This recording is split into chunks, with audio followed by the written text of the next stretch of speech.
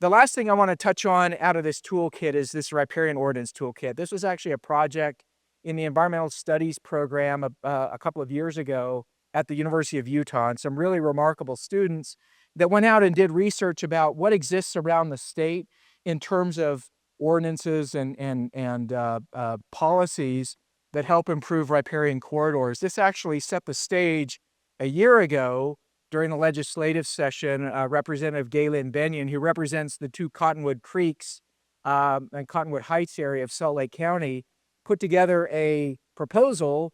Justin and others, and Eric and others, were really involved in this legislation. We had a working group of over 50 individuals. It lost by 1 vote on the House floor, which was really discouraging.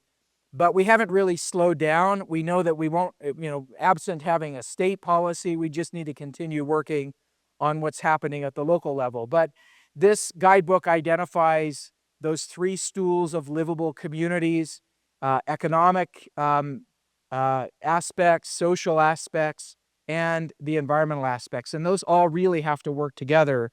And you'll see a great success story if you're going out on the Ogden River tour today. These are the basic elements of what a local ordinance might look like. There's a purpose statement. You talk about what the application of that purpose statement is. You may have maps that identify the riparian areas of a community, whether they're a river or a creek or a stream.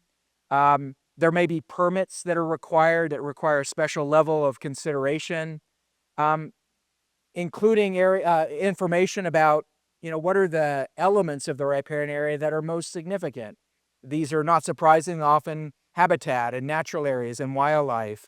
There's general standards that might be included that talk about what the relationship is with the riparian area.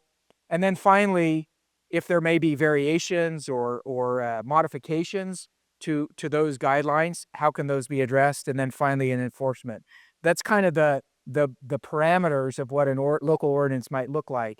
To date, we have 3 jurisdictions that have adopted overlay or zoning ordinances around the Jordan River. Salt Lake City was the first of those. I was heavily involved with that when I was on the city council in Salt Lake back in 2008, 2009. Lehigh City has adopted what I think is the most expansive view of the Jordan River. They have a 300-foot buffer on either side of the Jordan River, which is pretty remarkable. And especially given all the growth and development that's happening in Lehigh, which is that hotbed of the fastest growing region of the state and the fastest growing state in the country. And they've done this really remarkable planning program to help preserve and conserve those areas. This is just a snapshot of what's included in Salt Lake City's ordinance that shows, different zones within a 100-foot setback of streams and the Jordan River, and what can happen within each of those zones. Some are vegetation focused, some are non-building, non-parking lot focused, but other improvements and manicured landscapes, and then, buildings and parking lots fit further back. There's also some really great resources that are out there. Salt Lake County has created a stream care guide for businesses and residences that are located very close to riparian areas. So in addition to the regulatory framework, there's a lot that we can do with education and other resources. And, all of these things together kind of work in concert to help improve.